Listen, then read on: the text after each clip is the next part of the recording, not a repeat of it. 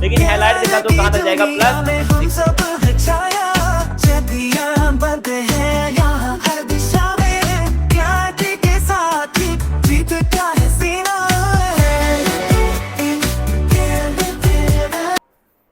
देना बड़े ध्यान से क्या इसमें लिखा हुआ है। अब क्या देखना है हमको, trends in standard ionisation enthalpy. मतलब क्या है, standard ionisation enthalpy, sorry standard electrode potential में आपका कौन सा ट्रेंड फॉलो करता है हमारा, जब हम 3D सीरीज में मूव करते हैं। तो इलेक्ट्रोड पोटेंशियल का मतलब क्या होता है, क्या होता है, the standard electrode potential is the measure of tendency of an element in its m+2 to gain electron to become neutral. बताऊँ लास्ट में, तो क्या आपका द स्टैंडर्ड इलेक्ट्रोड पोटेंशियल का क्या मतलब होता है, it is the measure of tendency of an element in its m+2 to gain electron to become neutral. मतलब क्या है, m+2 को अगर हम लोग को न्यूट्रल में भेजना है तो क्या है, टेंडेंसी मतलब कितना अच्छे से वो उसमें जाने के लिए तैयार है, उसी को हम लोग क्या बोलते हैं, इलेक्ट्रोड पोटेंशियल बोलते हैं। सबको पता है, इलेक्ट्रोकेमिस्ट्री हम लोग ऑलरेडी पढ़ चुके हैं। क्या पढ़ चुके हैं, इलेक्ट्रोकेमिस्ट्री। अब वहीं पे क्या आता है, इलेक्ट्रोड पोटेंशियल आता है। क्या था इसका मतलब इलेक्ट्रोड पोटेंशियल का,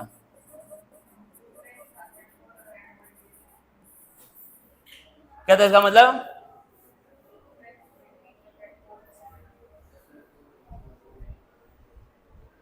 किस चीज का डिफरेंस, डिस्टेंस का, दोनों में कितना दूरी है।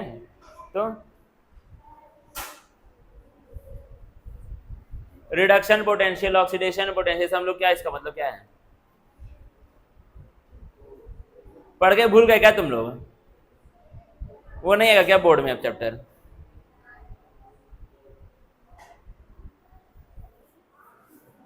देखो क्या होता है, m+2 को जाना है किसमें, ये क्या लिखा है, m+2 से कहां पे जाना है, m पे जाना है। अगर m+2 से हमको डालना है m पे, तो करना क्या पड़ेगा, ऑक्सीडेशन या फिर रिडक्शन। बताओ सत्यम बताओ, अगर m+2 को चेंज करना है m में, तो ऑक्सीडेशन या फिर रिडक्शन, क्या करना पड़ेगा। m+2 क्या करे कि वो m बन जाए, यहां पर क्या है, उसका ऑक्सीडेशन स्टेट +2 है, और यहाँ क्या है, मतलब कितना, ऑक्सीडेशन स्टेट कितना,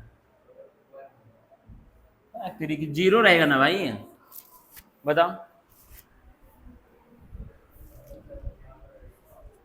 इलेक्ट्रॉन गेन करे या लूज करे, मेरा मुद्दा ये है।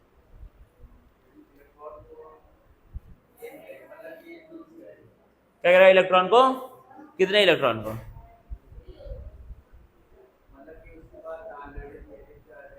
निगेटिव चार्ज नहीं, पॉजिटिव चार्ज है ऑलरेडी, +2 है उसके पास, +2 का मतलब होता है पॉजिटिव चार्ज।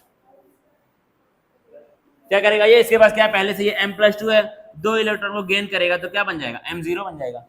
जाहिर सी बात है, उसके बाद m+2 क्यों आया, क्योंकि उसने 2 इलेक्ट्रॉन किसी को दिए होंगे, अब वही उसको मिल जाएंगे, तो वो क्या हो जाएगा, जैसे था वैसे ही वापस वो हो जाएगा, बैठ जाएगा। तो क्या है, यही चीज जहाँ पे लिखी है, टेंडेंसी मतलब कितना अच्छे से कोई एलिमेंट m+2 से इलेक्ट्रॉन को गेन करके किसमें आ जा रहा है, m0 में आ जा रहा है, उसी को हम लोग क्या बोलते हैं, उसका इलेक्ट्रोड पोटेंशियल। सिंपल बात, क्या बोलते हैं उसी को हम लोग, उसका इलेक्ट्रोड पोटेंशियल। ये इतनी बात अगर आपको पता है तो हम लोग इसके आगे बढ़ जाएंगे। देखना, देखो क्या लिखा है, unique behaviour of copper. Copper का यूनिक बिहेवियर, यूनिक का मतलब क्या है, कॉपर का डिफरेंट बिहेवियर, जो क्या है, सबसे अलग है। क्या है देखो, कॉपर का देखना क्या होता है, इलेक्ट्रोड पोटेंशियल कितना होता है, +0.34। क्या है आपका, पॉजिटिव है, क्या है, पॉजिटिव। अब देखना एक चीज, मान लो क्या हुआ, ये कोई भी m है, ठीक है, +2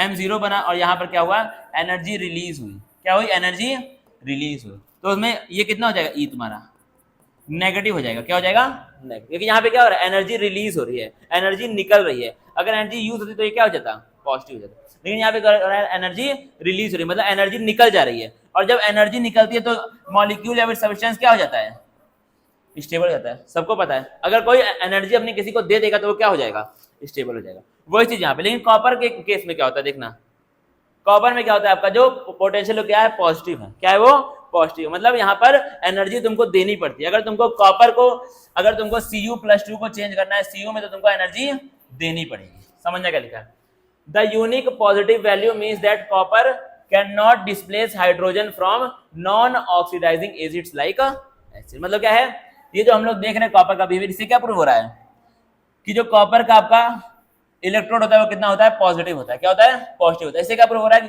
कि जो कॉपर है वो हाइड्रोजन को डिस्प्लेस नहीं कर सकता है। किसमें से, non oxidising acids. Non oxidising acid का मतलब क्या है, दो तरह के एसिड होते हैं, एक होता है ऑक्सीडाइजिंग और एक क्या होता है, नॉन ऑक्सीडाइजिंग। देखना ऑक्सीडाइजिंग मतलब क्या है,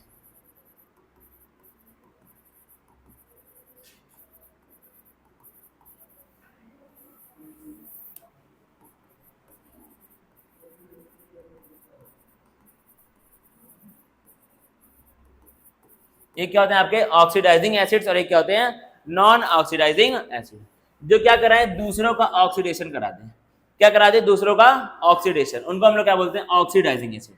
और जो क्या कराएं, दूसरों का ऑक्सीडेशन ना करा पाए, उनको हम लोग क्या बोलते हैं, नॉन ऑक्सीडाइजिंग एसिड। इसको लिख लो अपने कॉपी में, ऑक्सीडाइजिंग एसिड्स और नॉन ऑक्सीडाइजिंग एसिड्स।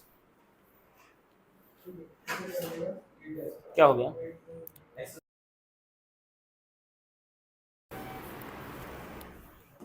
ऑक्सीडाइजिंग और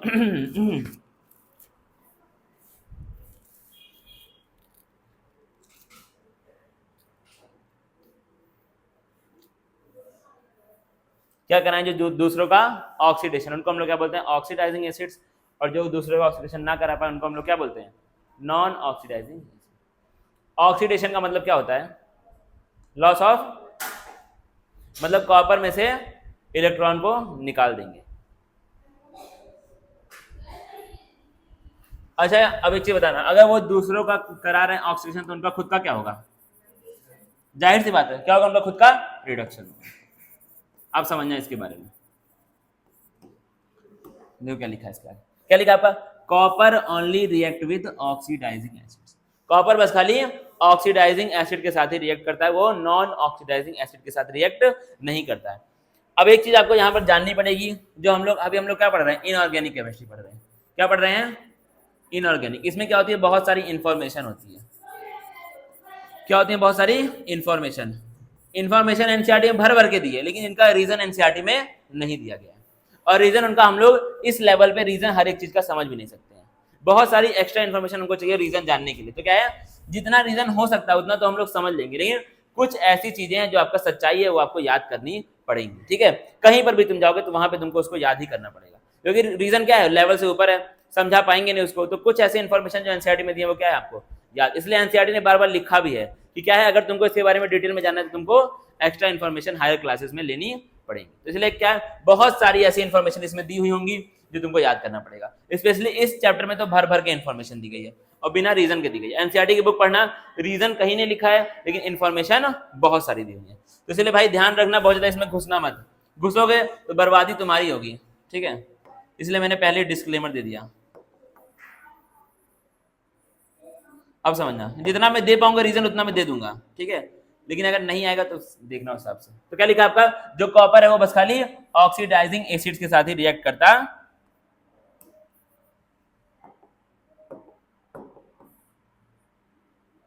ठीक है, तो कॉपर क्या करता है आपका, बस खाली ऑक्सीडाइजिंग एसिड, जैसे कि आपका नाइट्रिक एसिड या फिर हॉट कंसंट्रेटेड सल्फ्यूरिक एसिड, सिर्फ इन लोगों के साथ ही रिएक्ट करता। तो इसमें क्या होगा, जो एसिड है वो क्या हो जाएगा, खुद रिड्यूस हो जाएगा। जाहिर सी बात है, क्या हो जाएगा, एसिड गेट्स देमसेल्व्स रिड्यूस। क्योंकि ये कौन से एसिड है, ऑक्सीडाइजिंग एसिड है। कौन से हैं, ऑक्सीडाइजिंग, मतलब क्या है, दूसरों का ऑक्सीडेशन कराएंगे, खुद का क्या होगा उनका, वही चीज वहां पे लिखा होगा। अब क्या लिखा है, the reason for this behaviour is high energy required to convert copper to copper 2+। क्या है, अगर तुमको कॉपर को कॉपर 2+ में चेंज करना है तो बहुत सारी ताकत चाहिए। क्या है, अगर तुमको कॉपर का ऑक्सीडेशन कराना है तो बहुत सारी ताकत आपको खर्च करनी पड़ेगी। इसलिए क्या होता है, आपका प्लस में जाता है। क्या होता है आपका प्लस में, क्योंकि क्या है, तुमको एनर्जी यहाँ पर देनी पड़ेगी, यहाँ पे तुमको एनर्जी देनी पड़ेगी। अगर यहाँ माइनस होता तो इसका मतलब क्या है, एनर्जी उसमें निकल रही है, एनर्जी क्या हो रही है, रिलीज हो रही है। यहाँ पे तुमको खर्च करनी पड़ेगी अपने लेवल पे, which is not adequately compensated by hydration enthalpy of CO2। अब देखना हाइड्रेशन एंथैल्पी का मतलब क्या होता है। कॉपर को हमने चेंज किया किसमें, कॉपर 2+। ठीक है, अब ये सब क्या हो रहा है, काम पूरा का पूरा सॉल्यूशन के अंदर हो रहा है, पानी के अंदर हो रहा है ये काम। ठीक है, कॉपर क्या हो रहा है, कॉपर 2+ में चेंज हो रहा है, कहां पर, पानी के अंदर। अब यहाँ पे क्या हुआ, तुमने कुछ ना कुछ क्या दिया, आयोनाइजेशन एंथैल्पी तुमने यहाँ पे खर्च की। ठीक है, तब ये क्या हो गया, इसमें चेंज हो गया। अब क्या होता है, जब ये Cu2+ बन जाता है, अब ये क्या आयन की फॉर्म में है। तो नॉर्मली क्या होता है, जब कोई आयन बनता है पानी में, तो क्या होता है, पानी के मॉलिक्यूल आकर के उसके आसपास चिपक जाते हैं उससे आकर के। मान लो ये क्या Cu2+ है, यहाँ पे क्या होगा, पानी के मॉलिक्यूल उसके आसपास आकर के चिपक जाएंगे। और जब पानी के मॉलिक्यूल इसके आसपास आकर के चिपक जाते हैं तो क्या होती है, ये स्टेबल हो जाता है और बहुत सारी एनर्जी रिलीज होती है। ठीक है, तो क्या है, जब पानी के मॉलिक्यूल आसपास आके उसके अट्रैक्ट हो जाते हैं, उससे बॉन्ड बना लेते हैं, तो क्या होती है, बहुत सारी एनर्जी रिलीज होती है। उसी को हम लोग क्या बोलते हैं, हाइड्रेशन एंथैल्पी बोलते हैं। उसी को हम लोग क्या बोलते हैं, हाइड्रेशन एंथैल्पी। लिखो इसके बारे में, डालो हेडिंग हाइड्रेशन एंथैल्पी। एनसीईआरटी में दिया हुआ है सब कुछ, हर एक चीज। एनसीईआरटी के बाहर कुछ नहीं, जिंदगी एनसीईआरटी के बाहर नहीं है। The energy released when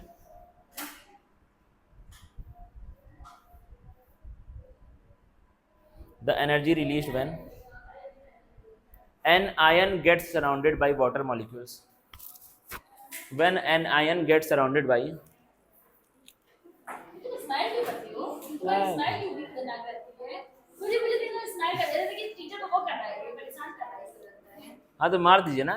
When an ion gets surrounded by water molecules in a solution.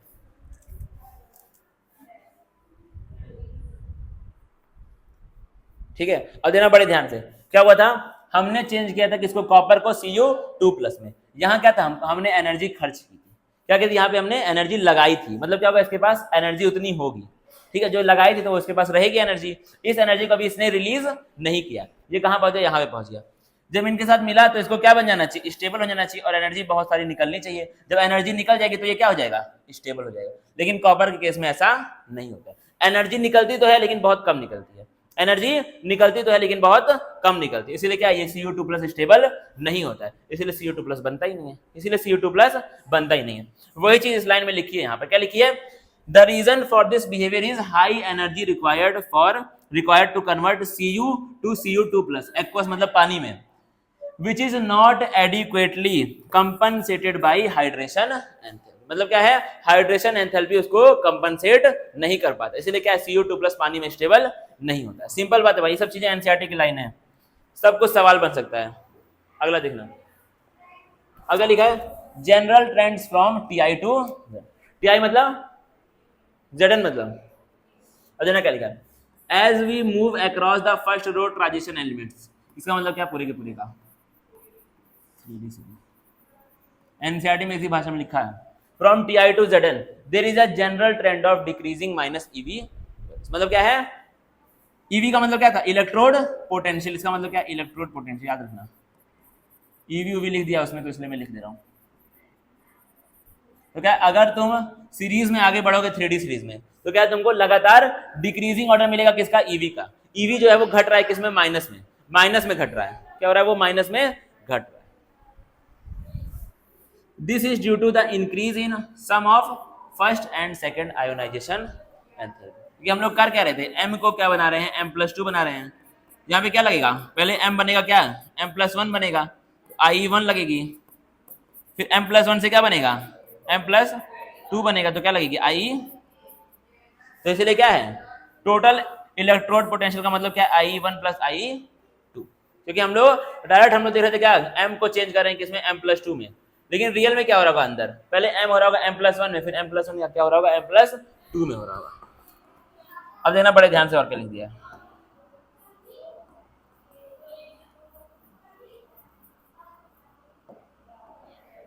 क्या लिखा है, however the elements Mn, Ni and Zn show more negative EV values than expected deviating from this general।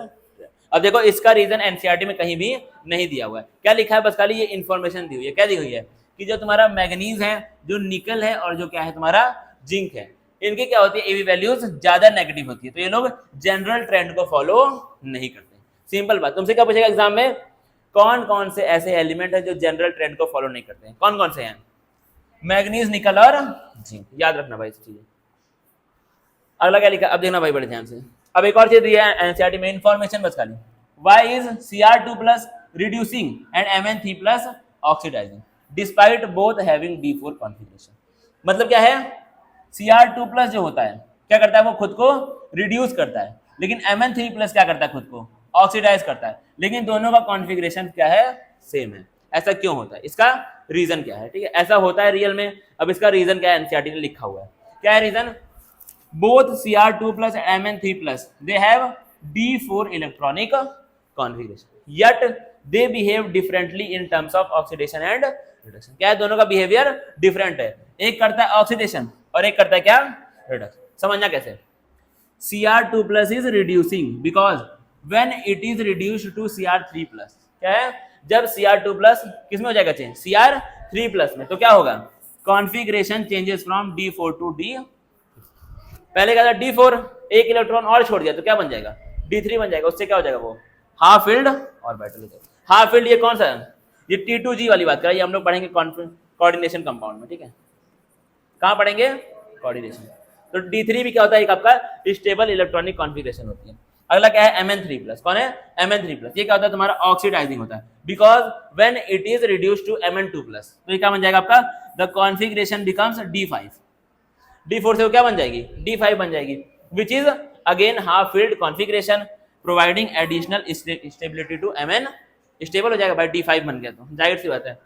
अब यहाँ मुझे लग रहा है कुछ गड़बड़ इसे हुई है, Cr2 plus is reducing because when it is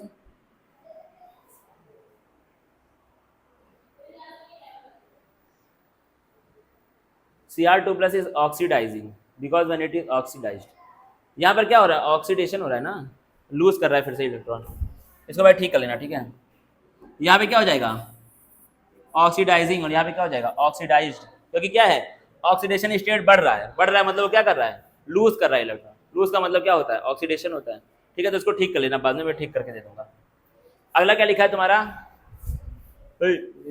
explanation of observation from the, अब ये टेबल एनसीईआरटी में दिया हुआ है, ठीक है, इस टेबल के बारे में जानकारी भी एनसीईआरटी में दी हुई है, देखना क्या जानकारी दी है, क्या दी है तुम्हारी, स्टेबिलिटी ऑफ Mn2 प्लस, क्या है, Mn2 प्लस स्टेबल है, लेकिन क्यों, क्योंकि Mn2 plus has a half filled D5 configuration which contributes to its stability and explain why its EV is relatively, ठीक है, तो क्या आपका Mn2 प्लस क्या होता है, स्टेबल होता है, क्यों होता है, क्योंकि क्या है उसका D5 कॉन्फ़िगरेशन है, तो स्टेबल ही होगा, जाहिर सी बात है, इसीलिए क्या है, इसकी इलेक्ट्रोड पोटेंशियल की भी वैल्यू क्या है, बहुत ज्यादा है, high. Stability of Zn2 plus, क्या है, Zn2 plus has a completely filled D10 configuration, कोई दिक्कत वाली बड़ी बात है, इसीलिए क्या है, इसका इलेक्ट्रोड पोटेंशियल भी क्या है, हाई है। अगला क्या है, निकल and it's negative hydration enthalpy, क्यों होती है, क्योंकि निकल के पास क्या होता है, नेगेटिव इलेक्ट्रोड पोटेंशियल होता है, इसीलिए क्या है, इसका हाइड्रेशन एंथैल्पी भी क्या होती है, नेगेटिव में होती है। ये सब एनसीईआरटी की है भाई लाइन, एक एक लाइन एनसीईआरटी की है, हर लाइन एक सवाल है। अगला देखो क्या लिखा है, आलतू फालतू, trends in M3 plus to M2 plus standard electrode potential, मतलब इस बार क्या हो रहा है, M3 प्लस को चेंज करें किसमें, M2 प्लस में, ठीक है, देखना पड़े ध्यान से, the standard electrode potential for M3 plus to M2 plus across the transition element show varying trend, मतलब क्या इसमें ट्रेंड जो है वो बहुत वेरी करता है, बहुत डिफरेंट ट्रेंड हमको देखने को मिलता है, तो जो ज्ञान एनसीईआरटी में दिया वो देख लो।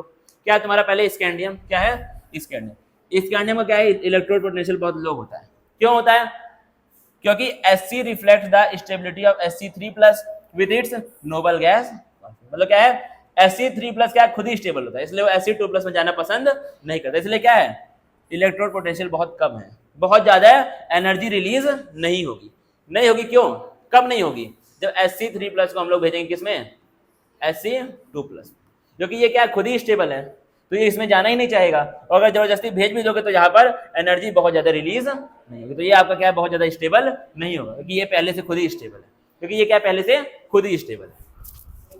नोबल गैस कॉन्फ़िगरेशन, अब देना क्या है, Zn, the high electrode potential for Zn is due to the removal of electron from stable D10 configuration of Zn2 plus. Mn, the relatively high EV for Mn indicates the stability of Mn plus 2, मतलब क्या है, अगर Mn3 plus को कितने भेजोगे, Mn2 plus में, तो क्या होगा, एनर्जी बहुत सारी रिलीज होगी, EV क्या होगा इसका बहुत ज्यादा होगा, क्यों, क्योंकि Mn2 प्लस क्या बहुत ज्यादा स्टेबल है, तो ये तुरंत इसके अंदर चेंज जाएगा और बहुत सारी एनर्जी होगी रिलीज, तो ये क्या है, एनर्जी और रिलीज मतलब ये क्या है, स्टेबल है। इस तरह की बातें आपको जाननी पड़ेगी, क्योंकि ये क्या हो जाता है, हाफ फील्ड D5 कॉन्फ़िगरेशन, ये आपका क्या है, D5 में आ जाता है। D5 क्या होता है, स्टेबल होता है, सबको पता है, जाहिर सी बात है। अब देखो आयरन क्या है, iron the comparatively low EV for Fe suggest extra stability of Fe3+। क्या है इसका, क्या होता है, इलेक्ट्रोड पोटेंशियल कम है। क्यों? क्योंकि Fe3+ अपने में ही क्या है, स्टेबल है, तो वो Fe2+ में जाना पसंद नहीं करेगा, इसलिए क्या है, ईवी आपका कम है। Which also has stable electronic configuration. अब देखो vanadium, the low EV for vanadium is related to stability of V+2 due to its half filled T2G। अब इसको हम लोग कहाँ पढ़ेंगे, कोऑर्डिनेशन कंपाउंड, वही समझेंगे भाई, T2G T1G ये सब चीजें। अगला क्या लिखा, trends in stability of higher oxidation state, मतलब क्या है, कौन कौन से एलिमेंट्स हायर ऑक्सीडेशन स्टेट में स्टेबल रहते हैं, समझना कुछ इंफॉर्मेशन जो एनसीईआरटी में दिया। The highest oxidation state is observed in halide and oxide, मतलब क्या है, कोई भी एलिमेंट अपनी हाईएस्ट ऑक्सीडेशन स्टेट में कब रहता है, जब वो या तो हैलाइड बनाता है या फिर क्या बनाता है, ऑक्साइड बनाता है। कोई भी एलिमेंट, कौन सा एलिमेंट की हम लोग बात कर रहे हैं यहाँ पर, ट्रांजिशन एलिमेंट। ट्रांजिशन एलिमेंट अपने हाईएस्ट ऑक्सीडेशन स्टेट में कब रहता है, जब या तो वो क्या बनाता है, हैलाइड या फिर क्या बनाता है, ऑक्साइड। हैलाइड मतलब क्या है, किसी हैलोजन के साथ, ऑक्साइड मतलब ऑक्सीजन के साथ, जाहिर सी बात है। देना क्या है, टाइटेनियम, कौन है, टाइटेनियम। टाइटेनियम रीचेज द +4, अब यही क्या इसकी हाईएस्ट है। क्या हमारा वेनेडियम, कौन है, वेनेडियम +5 क्या है उसकी मैक्सिमम ऑक्सीडेशन हाईएस्ट, कब है, VF5 के साथ, हैलाइड के साथ। अगला क्या, क्रोमियम +6 हाईएस्ट, किसके साथ, हैलाइड के साथ। अगला कौन है, मैग्नीज, और देखो मैग्नीज +7 तक भी जाता है, कब, ऑक्साइड के साथ, लेकिन हैलाइड के साथ वो कहां तक जाएगा, +6 तक जाएगा, MnF6। अब क्या लिखा है, fluorine has strong ability to stabilise metals in their oxidation. क्या है, फ्लोरीन के अंदर क्या होती है, ये एबिलिटी, ये ताकत होती है कि वो मेटल्स को अपने हाईएस्ट ऑक्सीडेशन स्टेट में स्टेबल रख पाता। क्यों? क्योंकि उसकी क्या होती है, लैटिस एनर्जी बहुत ज्यादा होती है। अभी तुमको याद करना है, क्या है उसकी, लैटिस एनर्जी बहुत ज्यादा होती है। अब लैटिस एनर्जी का मतलब तुमको पता होगा, अगर तुमने 11th क्लास पास की है, अगर नहीं की है तो उसी हिसाब से अपने हिसाब से देख लेना, ठीक है। अगला क्या है तुम्हारा, हायर बॉन्ड एंथैल्पी होती है, किसकी, कोवेलेंट कंपाउंड की। बॉन्ड एंथैल्पी का मतलब क्या है, किसी बॉन्ड को तोड़ने में कितनी एनर्जी रिलीज होती है, उसी को हम लोग क्या बोलते हैं, बॉन्ड। इसमें कोई दिक्कत है क्या यार, फोन में मुझे दिख नहीं रहा, लेकिन सही से उतना ब्राइट, पता नहीं क्यों। बंद है ना कोई लाइट, कौन सी बंद है, समझ नहीं आ रहा, लेकिन बहुत बढ़िया कुछ नहीं दिख रहा है।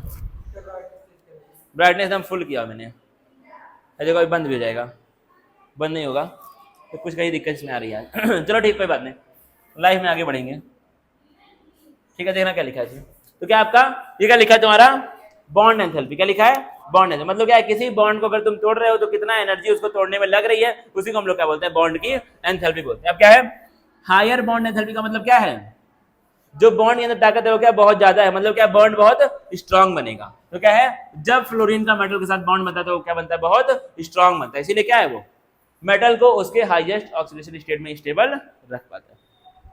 अगला क्या लिखा, लाइक VF5 और CrF6, inability of lower oxidation state in fluoride. अब क्या है, फ्लोराइड के साथ मेटल्स उनके लोअर ऑक्सीडेशन स्टेट में नहीं रह पाते हैं। क्यों?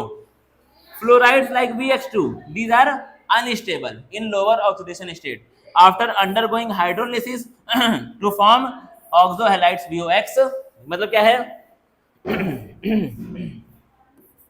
मान लो क्या बन गया, ये तुम्हारा VX बन गया, क्या बन गया, VX तो नहीं बनेगा, VX3 बन गया, ठीक है। अब यहाँ पे क्या है, जो तुम्हारा मेटल है वो क्या है, इसके लोअर ऑक्सीडेशन स्टेट में, क्या है, लोअर ऑक्सीडेशन स्टेट में। लेकिन यहाँ पर क्या होता है, ये हैलाइड, मतलब मान लो यहाँ पे कौन है, फ्लोरीन है, कौन है यहाँ पर, फ्लोरीन। अभी हमने क्या पढ़ा है, फ्लोरीन के साथ ट्रांजिशन एलिमेंट उनके लोअर ऑक्सीडेशन स्टेट में स्टेबल नहीं होता है, कहाँ पे होता है, हायर में होता है। और लोअर में जब रहेगा तो क्या होगा, जब इसकी हाइड्रोलिसिस होगी, मतलब इसका जब पानी जुड़ेगा, क्या बन जाएगा, कुछ और एक नई चीज बन जाएगी, VOX5 बन जाएगा। क्या बन जाएगा, यहाँ पे क्या बन गया, ऑक्सोहैलाइड बन गया। क्या बन गया, ऑक्सोहैलाइड। मतलब क्या होगा, ये अपने आप में स्टेबल नहीं है। यहाँ पे X की जगह पे क्या लिख सकते हैं, F लिख सकते हैं ना, ठीक है। क्या लिख सकते हैं यहाँ पे हम लोग, F। तो क्या होता है, फ्लोरीन के साथ ट्रांजिशन मेटल उनकी लोअर ऑक्सीडेशन स्टेट में स्टेबल नहीं होता है। क्यों? क्योंकि सॉल्यूशन में वो जाएगा तो पानी के साथ रिएक्ट करके क्या बना लेगा, तुरंत ऑक्सोहैलाइड बना लेगा। तो काम क्या हो जाएगा तुम्हारा, काम क्या हो जाएगा भाई, खराब हो जाएगा। कंपैरिजन विद कॉपर, क्या है, कंपैरिजन विद कॉपर। अगर हम लोग कॉपर को कंपेयर करें बाकी ट्रांजिशन एलिमेंट्स तो क्या लिखा जाएगा, कॉपर के बारे में कुछ जानकारी, सारे कॉपर के हैलाइड क्या होते हैं, स्टेबल होते हैं। किसको छोड़ करके, कॉपर आयोडाइड को छोड़ करके। किसको छोड़ करके, कॉपर आयोडाइड को छोड़ करके। क्यों, क्योंकि कॉपर +2 जो होता है इसके अंदर वो I- को चेंज करता है किसमें, I2 में। अब वो क्या लिखा है वहां पे, ऑक्सीडाइज, क्या लिखा है, जाहिर सी बात होगी यहाँ पे क्या हो गया, ऑक्सीडेशन स्टेट बढ़ गया, -1 से क्या हो गया, 0 हो चुका है। इसका क्या होगा, ऑक्सीडेशन स्टेट 0 होगा ना। तो क्या करता है तुम्हारा, कॉपर के सारे हैलाइड स्टेबल है, लेकिन कौन सा स्टेबल नहीं है, Cu(I2). क्यों, क्योंकि इसमें जो Cu2+ होता है वो I- को चेंज करता है किसमें, I2 में। रिएक्शन ये है, Cu2+ 4I- को चेंज किया किसमें, I2 में। ठीक है, इसलिए क्या, कॉपर आयोडाइड अपने आप में स्टेबल नहीं होता है। ये 2+ का मतलब क्या है कि यहाँ पे कौन होगा, I2 होगा ना। ठीक है, एनसीईआरटी में ऐसे दिया इसलिए मैंने एनसी ही बनाया है, वरना इसको हम लोग सही से क्या लिख सकते हैं, ठीक है, रियल में ये ऐसे होगा। ठीक है, तो ये मैंने 2+ लिखा है, 2+ मैंने यहाँ पे क्यों लिखा है, क्योंकि ये जो Cu2+ है वो किसको चेंज कर रहा है किसमें, I- को चेंज कर रहा है किसमें, I2 में। तो क्या होता है, इसीलिए क्या है, Cu(I2) कभी भी स्टेबल नहीं होता है। याद रखना भाई, एनसीईआरटी में सब कुछ लिखा हुआ है। और जरा क्या लिखा है, Cu(I), ये I नहीं, ये क्या है, 1 है, क्या है, 1 मतलब क्या है, Cu+1 की बात कर रहा है। ठीक है, मतलब Cu है और उसका ऑक्सीडेशन स्टेट कितना है, 1 है। तो क्या है, Cu+1 compounds are generally unstable, कहां पर, एक्वस सॉल्यूशन में, एंड टेंड्स टू अंडरगो डिसप्रोपोर्शनल। मतलब क्या है, अगर कभी भी Cu+ एक्वस सॉल्यूशन में होगा तो क्या होगा, टूट टाट करके क्या बना लेगा, Cu+2 और Cu। मतलब क्या है, Cu+ कभी भी अपने आप में स्टेबल नहीं होता है। स्टेबल कौन होता है, Cu2+ होता है, Cu+ स्टेबल नहीं होगा। तो अगर Cu+ को ऐसे छोड़ भी दोगे तो वो क्या बना लेगा, वापस Cu2+ ही बना लेगा। और देना क्या लिखा है, the stability of Cu2+ in aqueous solution is due to high negative hydration enthalpy which compensate for second ionisation enthalpy. अब तुमसे बोलेगा कि Cu2+ स्टेबल क्यों होता है एक्वस सॉल्यूशन में, क्योंकि क्या होती है, उसकी हाइड्रेशन एंथैल्पी बहुत ज्यादा होती है। हाइड्रेशन एंथैल्पी का मतलब क्या है, अभी बताओ हाइड्रेशन एंथैल्पी क्या होता है।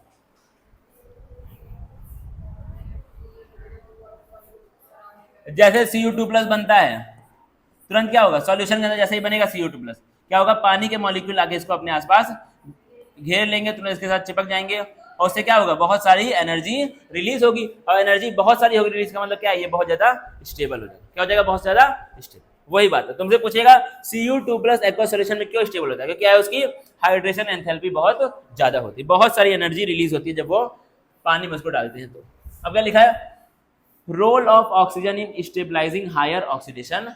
अब देखो ऑक्सीजन का क्या रोल है, हायर ऑक्सीडेशन स्टेट वाले ट्रांजिशन मेटल्स को स्टेबल करने देना। क्या लिखा है, oxygen plays a major role in stabilizing highest oxidation state particularly in, देखा कैसे, the highest oxidation state matches the group number for transition metals from Sc2O3 to Mn2O7। देखना, beyond Mn the highest oxide for FeR Fe2O3, although ferrets, ferrets का मतलब क्या है, Fe के ऊपर कितना चार्ज, +4 का charge, it can be formed in alkaline medium. मतलब क्या है, जो फेरेट्स होता है ये बस खाली कब बनता है, जब मीडियम क्या हो, एल्कलाइन हो। जब मीडियम क्या हो तुम्हारा, बेसिक हो। तुमसे पूछेगा फेरेट कब बनता है, जब क्या हो मीडियम वहां पर एल्कलाइन। सब याद करने वाली बातें हैं। फेरेट कब बनता है, जब क्या हो मीडियम तुम्हारा alkaline. Oxocations like VO2+, TiO2+ help stabilize vanadium and titanium in high oxidation। याद करने वाली भाई कहानी है, इंफॉर्मेशन। अब कौन है यार दुनिया भर का, ऑक्साइड वर्सेस फ्लोराइड इन स्टेबलाइजिंग ऑक्साइड ऑक्सीडेशन। अब क्या है, अभी हमने क्या पढ़ा था, जो तुम्हारे ट्रांजिशन मेटल हैं वो अपने हाईएस्ट ऑक्सीडेशन स्टेट में किसके साथ स्टेबल होते हैं, या तो ऑक्साइड या फिर हैलाइड। हैलाइड में भी कौन था, फ्लोराइड। अब क्या हो गया, इन दोनों में वर्सेस हो गया, मतलब कौन ज्यादा स्टेबल कर पाता है, ज्यादा स्टेबल ऑक्साइड करता है कि ज्यादा स्टेबल फ्लोराइड करता है। अब एनसीईआरटी क्या बोल रही है, ऑक्सीजन क्या होता है तुम्हारा, बेटर है। ऑक्सीजन क्या है, बेटर है, किस चीज में, stabilising high oxidation state compare to, मतलब क्या है, अगर कोई ट्रांजिशन मेटल ऑक्सीजन के साथ रहेगा तो वो ज्यादा स्टेबल रहेगा किसके मुकाबले, फ्लोरीन के मुकाबले। सिंपल बात है। क्यों ऐसा, क्योंकि ऑक्सीजन क्या करता है, मल्टीपल बॉन्ड बनाता है मेटल के साथ। जैसे क्या फ्लोरीन हमेशा बनाता है कौन सा बॉन्ड, सिंगल बॉन्ड, ऑक्सीजन हमेशा डबल बॉन्ड बनाता है। तो क्या है, जितने ज्यादा बॉन्ड उतना ज्यादा क्या होती है, स्टेबिलिटी होती है। इसलिए क्या है, ऑक्सीजन आपका मल्टीपल बॉन्ड बनाता। अगला क्या है, the highest oxide Mn2O7 achieve a higher oxidation state compare to fluoride. मतलब क्या है, वही मैग्नीज अगर फ्लोराइड के साथ रहेगा तो वो क्या बनाएगा, बहुत मैक्सिमम वो कहां पे जाएगा, MnF6 तक जाएगा। लेकिन अगर यही मैग्नीज ऑक्साइड के साथ रहेगा तो कहां तक जाएगा, मतलब Mn की यहाँ क्या हो जाएगी, +7 हो जाएगी, यहाँ कितनी हो जाएगी, +6। मतलब क्या है, वही मैग्नीज मेटल आपका ऑक्सीजन के साथ ज्यादा हाई ऑक्सीडेशन स्टेट तक पहुंच पा रहा है, इसके साथ उतना नहीं पहुंच पा रहा, इसलिए क्या ज्यादा स्टेबल वो ऑक्सीजन के साथ हो पा रहा है। अगला क्या लिखा, इन Mn2O7 manganese is tetrahedrally coordinated with oxygen atom including MnO-Mn bridge. ये आपकी इंफॉर्मेशन एनसीईआरटी में आखिरी लाइन लिखी हुई है। क्या लिखी हुई है, जब Mn2O7 बनता है तो उसका शेप क्या होता है, टेट्राहेड्रल शेप का बनता है। क्या बनता है, वो टेट्राहेड्रल शेप का बनता है और बीच में एक बॉन्ड होता है, कौन सा बॉन्ड, MnO-Mn, मतलब ऐसे बॉन्ड होगा, ये वाला बॉन्ड आपका प्रेजेंट होगा किसमें, Mn2O7 के स्ट्रक्चर में। ठीक है, इसका कुछ नहीं है ना। बाप रे, ऐसा लग रहा है हिंदी की क्लास चल रही है, हिस्ट्री पढ़ा रहा हूँ। ठीक है, अब एक बार जाना घर पे और हाँ इसको बंद कर दो, एक बार जाना घर पे, इसकी पूरी की पूरी